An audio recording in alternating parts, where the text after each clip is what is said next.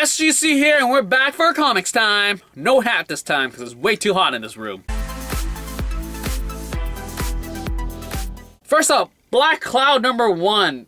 Got it strictly because it's Greg Hinkle. Loved his Airboy stuff.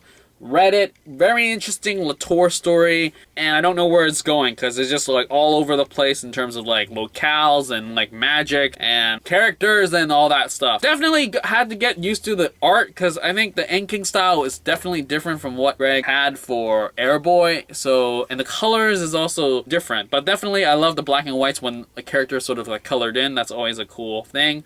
And I do wonder where it's going to go because it just looks fun and it's magical and it's just strange and all that stuff is great. So yes, cannot wait for the next one. Paper Girls #13, we finally communicate with our native and we are finding out the space castle with the time traveler and she gets captured and all that stuff. Everyone's just not going well. And then we find these like weird alien things.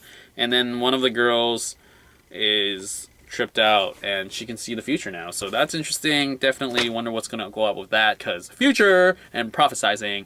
Anyway, so yeah, look forward to the next one. Extremity #2, really enjoyed it.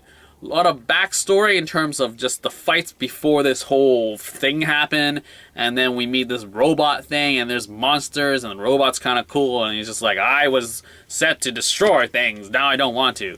And then I love the ending where it's just like, oh crap, her nose is off, and she was alluded to in the beginning of the issue, and I actually love that stuff. So yeah, can't wait for the next one. All New Wolverine #19, this is the last one I think for sure that I got, and it was really boring. I don't know, it's just really boring. Like all of a sudden it's like, what, I don't want to talk about. Hawkeye #5, Jessica Jones. Great issue. Love this team up. It was just great fun. A lot of like exposition talking and this narration was just great fun and working together and all that stuff, and loved it. The art was great. The action was great. Everything was great. Can't wait to see how they're going to wrap this one up because it looks kind of like out of their hands type of thing. Bullseye #3, crazy action. Loved it, love it. And that turn of events, holy smokes, what's going to happen to Bullseye? I mean, this is a 4-issue miniseries, so he's gonna come back. I mean, like, what's gonna happen? Is he okay? Is he okay?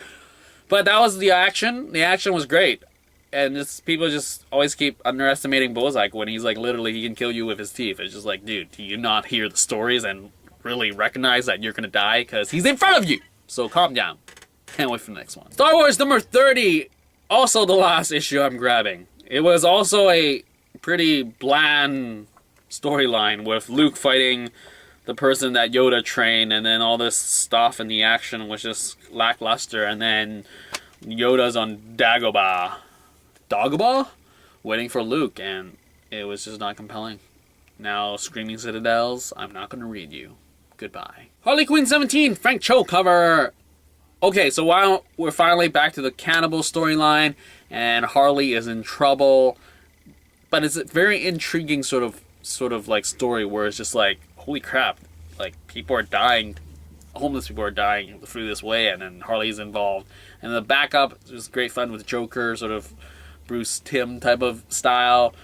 Definitely enjoy that, and yeah, can't wait for the next one. I actually want to know how to wrap this one up. I'm curious. I want to know. And more backups, because that was a fun one. Lastly, Shade the Changing Girl #7. We got a guest artist, Marguerite Sauvage. Really dig the change. It really works well with Marley's art, and definitely a great story. Continuation of just her being her, and then you get to learn more about why she's the way she is. It does really build her case as to why she's such a horrible person from the outside. Because, I mean, it's just like, she can't fight her personalities or the way that she is, and people just don't get it, and it's a big issue. Really enjoyed it. Sauvage's art was just a sort of good compliment to Marley's. Not a huge change, but it was a cool change. Anyway, that's it for this week's Comics Time. I hope that you like what you got because it's your money. And as always, leave your comments down below and I'll get back to you as soon as possible. And that's it for this week's Comics Time. Out.